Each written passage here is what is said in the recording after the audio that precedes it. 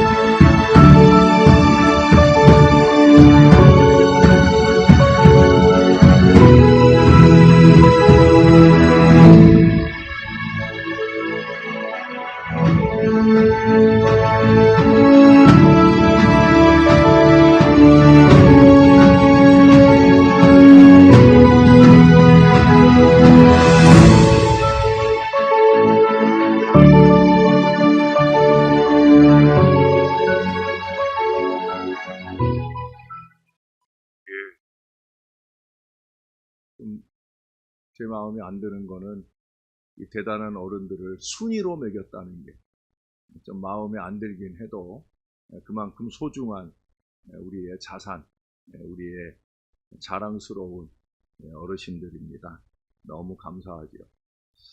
일제강점기의 한국교회 모습은 다음 세 가지로 요약할 수 있을 거예요. 그 세 가지 조건이 하나님을 기쁘게 하였고 드높은 영광을 세상에 드러내게 하였습니다. 그래서 면류관을 얻게 된 거예요. 한국교회는 이 정신을 좀 회복하고 그 길로 갈 수 있어야 합니다. 그래야 우리에게 주신 면류관을 빼앗기지 않을 거예요. 첫 번째 꼽을 수 있는 것은 하나님은 우리가 민족교회로서의 사명을 알기를 원하십니다. 여러분, 오늘 본문의 이 빌라델비아 교회는 계시록 7교회 가운데 사실은 규모가 제일 작고 가장 뒤늦게 세워진 교회입니다. 버가모에서 온 식민 지배자들이 히람 문화의 보급을 목적으로 닦기 시작했던 변방의 식민지예요. 모든 것이 늦었으나 이름이 빌라델비아, 빌라델비아 그 앞부분에 필로스라고 하는 말. 빌라델비아 그러면 형제 사랑이라고 하는 의미예요. 그렇게 사랑으로 결속하면서 어려움을 이겨나간 교회라는 거죠. 그러다가 이 교회는 어느 날 정말 믿기지 않을 만큼 놀라운 계시의 말씀을 받고 있어요. 8절을 한번 보십시다. 볼지어다 내가 내 앞에 열린 문을 두었으되 능히 닫을 사람이 없으리라. 내가 내 행위를 아노니 내가 작은 능력을 가지고서도 내 말을 지키며 내 이름을 배반하지 아니하였도다. 바로 이 말씀이었어요.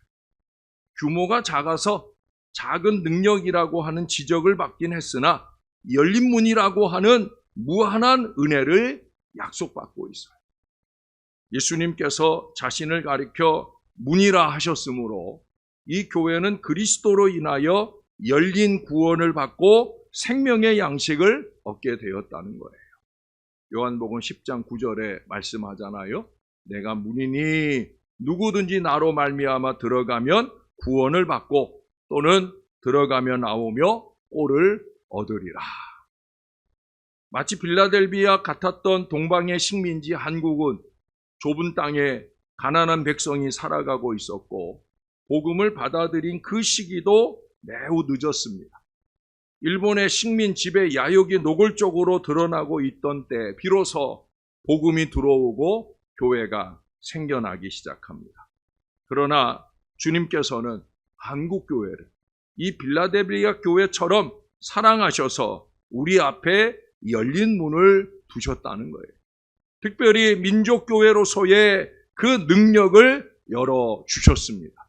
애국심에 바탕을 두고 민족적 신을 드높이면서 교회를 시작하게 하셨으므로 한국의 그리스도인들은 처음부터 민족을 사랑하는 민족교회로서의 사명을 가슴에 새기게 되었다는 거죠. 여기서 민족교회라고 하는 이 명칭은 지극히 보편적인 의미로 이해해야 합니다. 우리 민족만을 위한 교회라거나 또는 다른 민족을 배타적으로 보는 그런 성격의 교회라는 뜻은 절대로 아닙니다. 민족이 나아가야 할 길을 믿음의 높은 가치로 인식하는 교회. 다시 말해 민족을 위한 사랑이 끊임없이 이어지는 그런 교회가 바로 우리 선조들의 한국 교회였다는 거예요. 다른 민족과 관련된 문제가 있다고 하면 그 시기에 우리나라를 강점하고 한없이 우리 민족을 괴롭히던 일본 제국주의자들에 대한 저항, 그게 유일한 거죠. 그 저항도 하나님의 의에 입각한 것이었으며 대부분 평화의 방식에서 벗어난 적이 없었습니다. 적어도 교회의 이름으로 저항을 할 때는 비폭력, 바로 그것으로 이 저항을 열어갔다는 거예요. 한국교회는 이렇게 애국과 신앙을 조화시킨 민족교회로서의 사명을 가지고 출발했습니다. 민족교회라는 점에서 이 민족에게 건강한 정신을 심어주고자 노력한 교회였다라고 하는 거예요.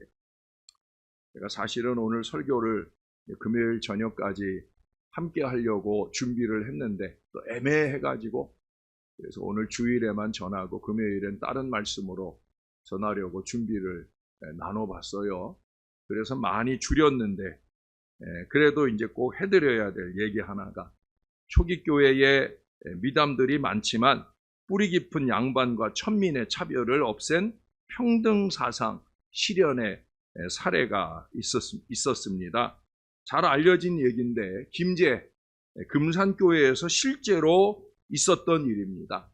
그 지역의 만석군, 여러분 김제 평야가 얼마나 대단한 곳인지 가보시나 모르겠어요. 우리 저 이은자 권사님이나 서원실 권사님 고향인데, 거기 가면은 그 넓은 평야에 만석군이라면 제가 아는 얕은 지식으로는 한 해에 거두어 들이는 소출이 만가만이나 된다는 거예요. 대단한 거죠. 그 만석군인 조덕삼이라고 하는 양반이 놀랍게도 회심을 하고 교인이 되었습니다. 그 금산교회 그 교인이 된 거예요. 그런데 다른 지방에서 일꾼으로 와가지고 이 조덕삼이라고 하는 집에 마부 노릇을 하던 이자익이라고 하는 종도 주인의 허락을 받고 세례를 받아 열심히 신앙생활을 했어요. 시간이 흘러 금산교회 역사상 처음으로 장로를 선택하는 날이 왔습니다. 누구나 다 조덕삼이 장로가 될 줄 알았어요. 교회에 많은 봉헌도 했고 헌신도 하고 나이도 지긋한 양반이었기 때문입니다. 그러나 결과는 놀랍게도 젊은 하인 이자익이 장로로 선출이 되었습니다. 착하고 부지런히 교회를 섬긴 이 젊은이가 선택된 거예요. 모두가 다 민망해 어쩔 줄을 몰랐습니다마는 이때 이 조덕삼 씨는 이 결과를 아무 이의 없이 받아들이고 이자익 장로를 솔선하여 섬겼어요. 생각해 보세요. 자기 집 하인인데 장로님 하면서 그렇게 정성껏 섬겼고요. 그뿐이 아니에요. 나중에 이 이자익 장로가 소명을 받아가지고 평양신학교에 입학을 하자 그의 신학 뒷바라지에 온 정성을 쏟아요. 또 그것만이 아니에요. 이자익 목사가 되었을 때 그분을 금산교회 담임 목사로 청빙하기까지 그렇게 대단한 모습을 보여주었다는 거죠. 믿음이 뭔지를, 신령한 믿음이 뭔지를 본으로 보여주는 거죠. 지금도 금산교회에는 이 두 분의 아름다운 헌신이 불멸의 역사로 남아 있다고 합니다.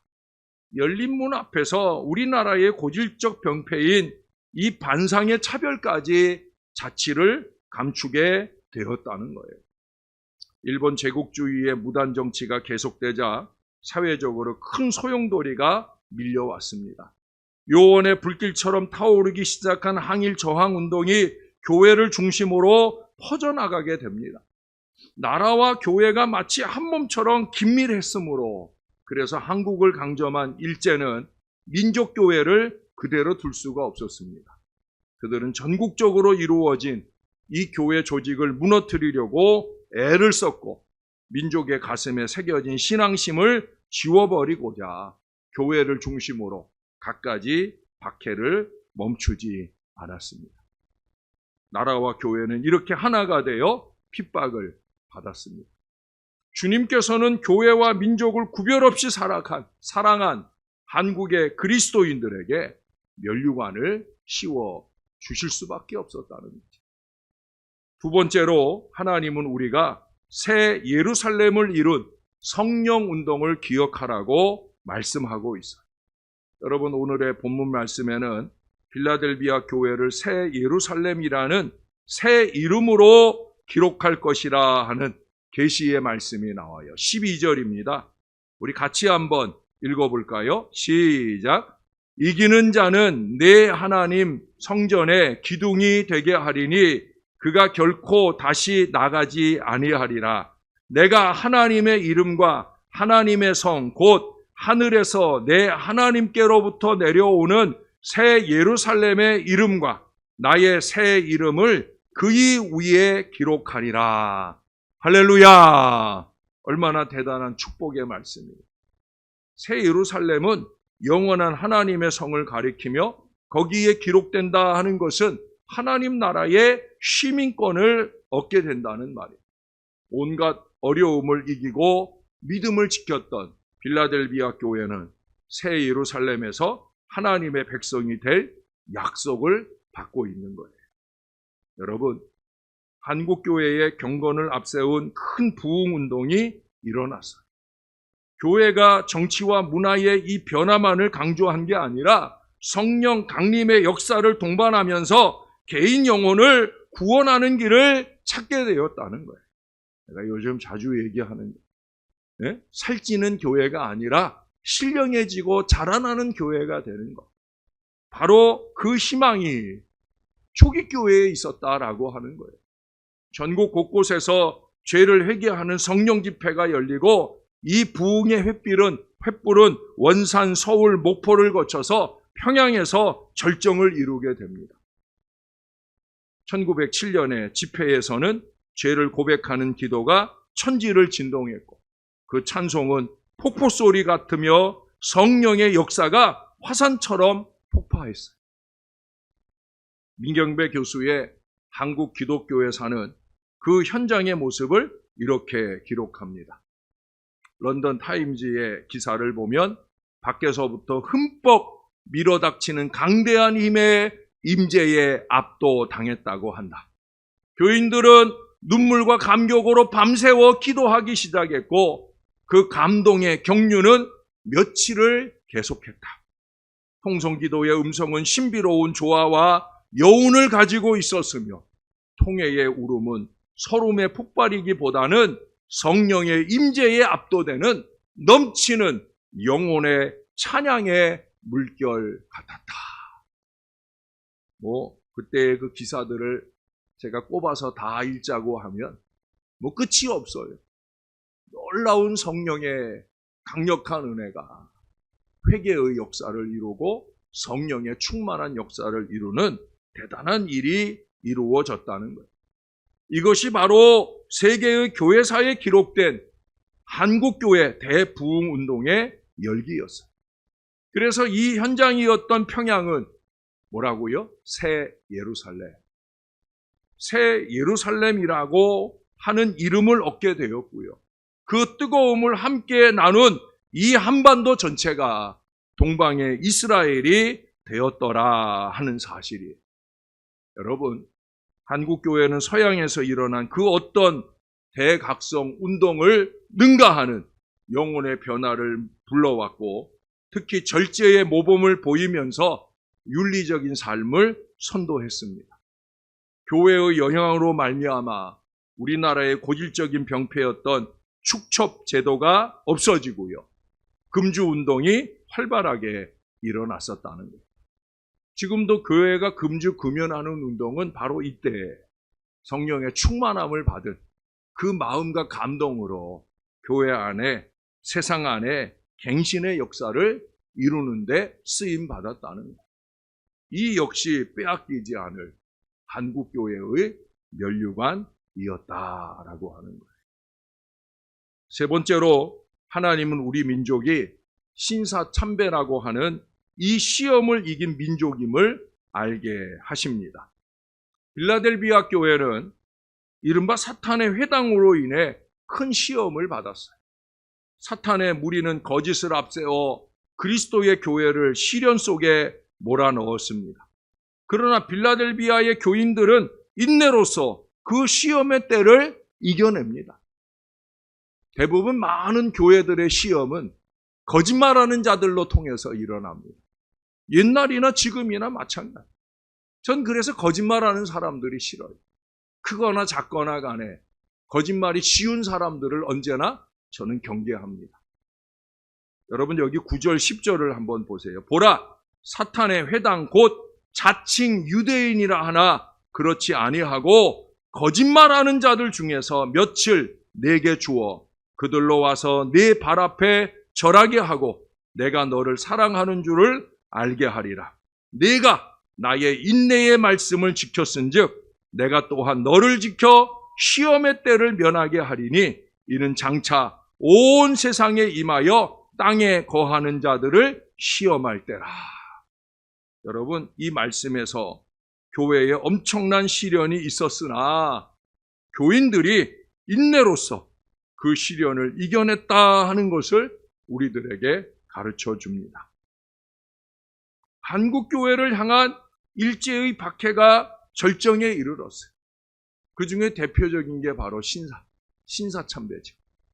네? 신사라고 하는 것은 죽은 일본 천황이나 무사들의 영을 섬기는 그런 자리를 가리킵니다. 일제는 그 신사에 온 국민이 참배하라고 하는 명령을 내렸어요.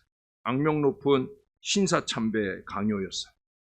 민족 정신 위에 성령의 은사로 쌓아 올린 이 한국교회를 한꺼번에 무너뜨리려고 하는 획책이었습니다.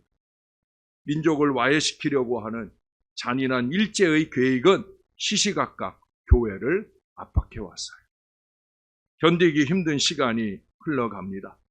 그리고 안타깝게도 이 시련 앞에서 교회 지도자들의 일부는 신사참배가 애국적 국가의식이며 교리에 위반되지 않는다고 하면서 비굴하게 머리를 숙였습니다.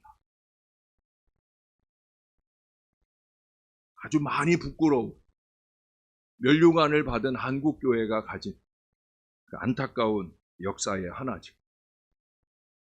그러나 이에 끝까지 저항한 주기철 목사 등 50여 명에 달하는 목회자들이 순교의 면류관을 썼고 2천여 교인들이 투옥되었습니다.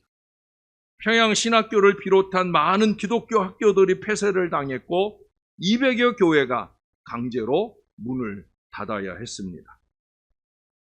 평양 산정형교회에 심우하던 주기철 목사의 저항과 순교는 이 시험을 이긴 대표적인 사례로 우리에게 잘 알려져 있습니다.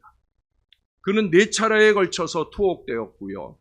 계속되는 모진 고문에도 불구하고 신사참배 절대 불가하라고 하는 이 의지를 꺾지 않았습니다.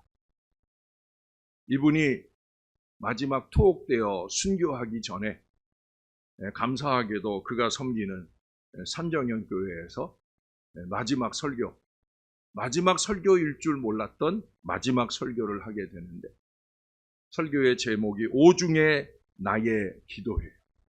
아마 여러 번 들어보셨을 거예요. 5가지 기도 제목은 이렇습니다. 첫째, 죽음의 권세를 이기게 하옵소서. 둘째, 장기간 고난을 견디게 하여 주옵소서. 셋째, 노모와 처자를 우리 주님께 부탁합니다. 넷째, 의에 살고 의에 죽게 하소서.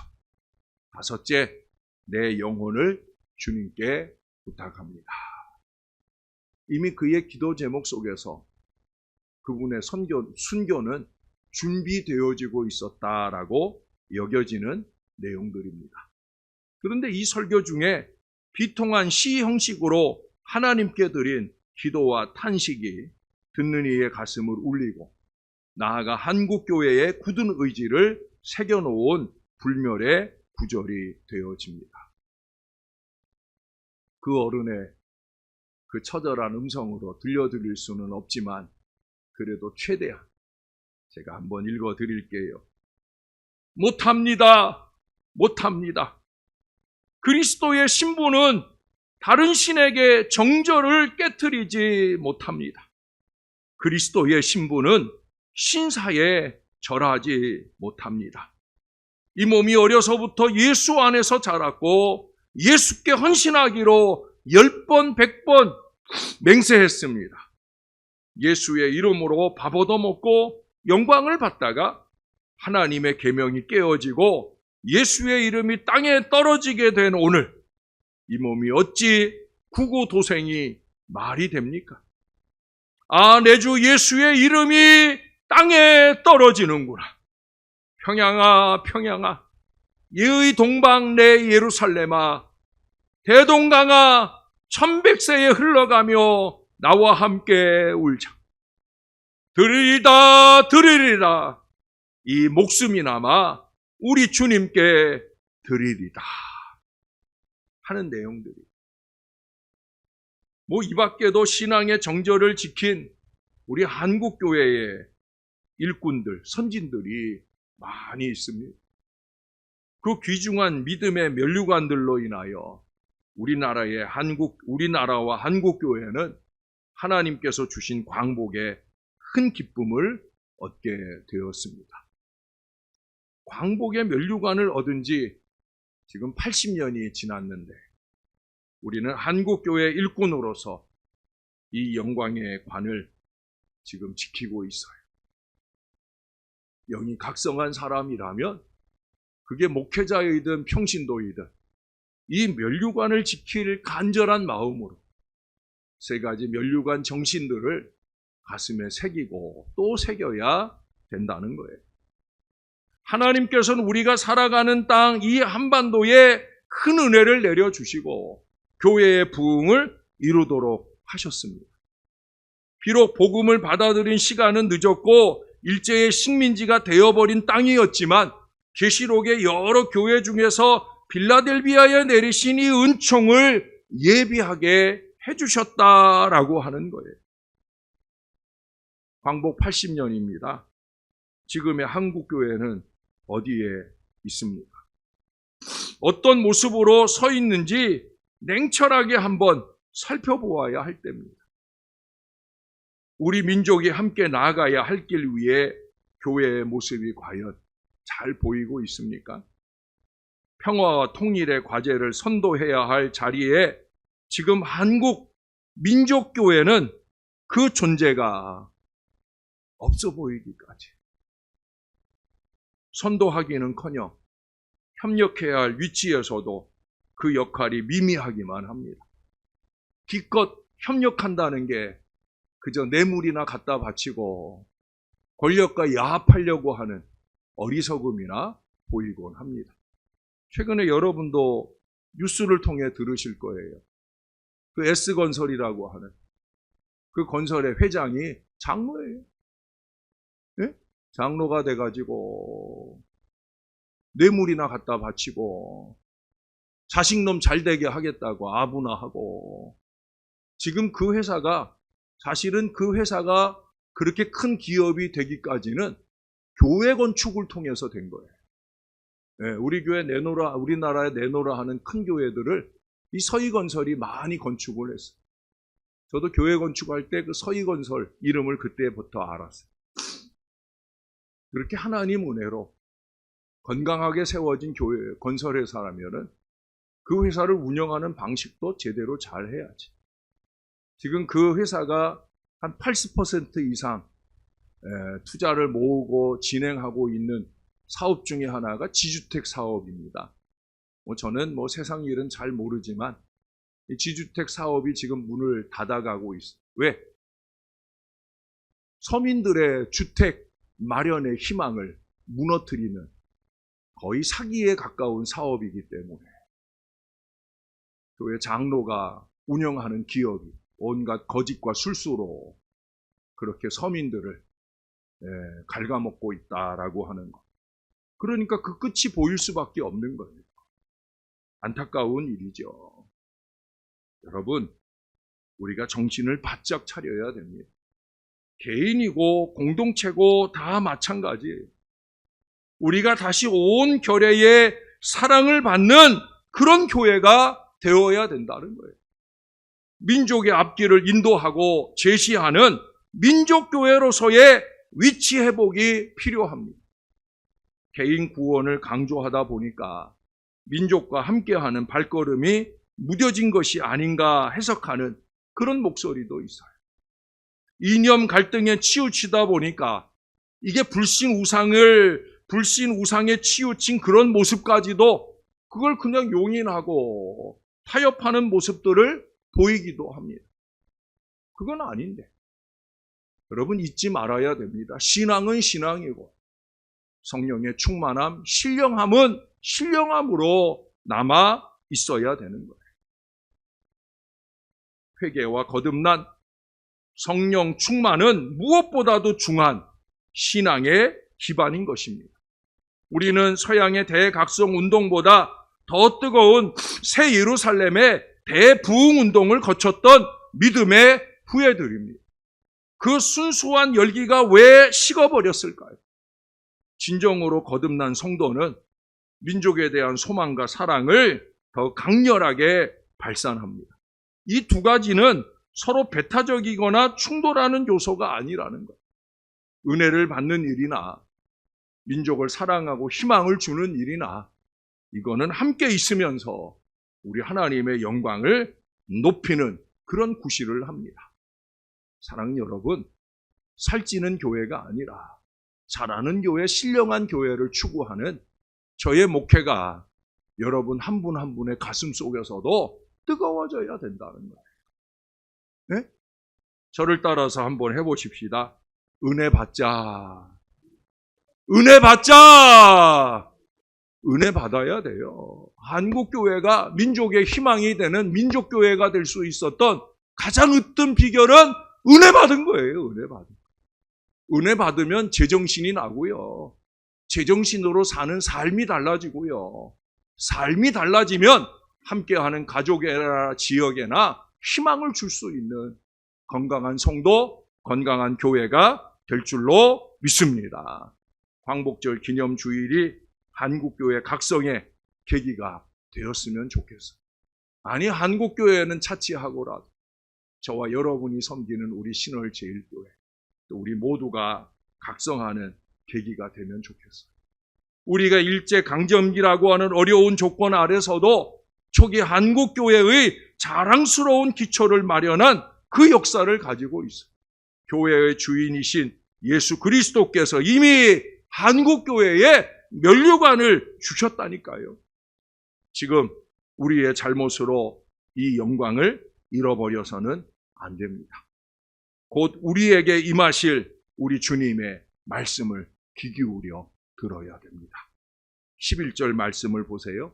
내가 속히 오리니 내가 가진 것을 굳게 잡아 아무도 내 면류관을 빼앗지 못하게 하라. 기도하겠습니다. 좋으신 하나님, 우리 교회를 민족교회 삼아주시고 면류관 씌워주신 것 감사합니다. 빌라델비아 교회처럼 형제사랑의 뜨거움이 우리 신월제일교회 안에 있게 하시고 그 사랑과 은혜 안에서 더욱더 민족교회로서의 그 위대함을 열어가는 능력 있는 은혜재단이 되도록 축복해 주옵소서.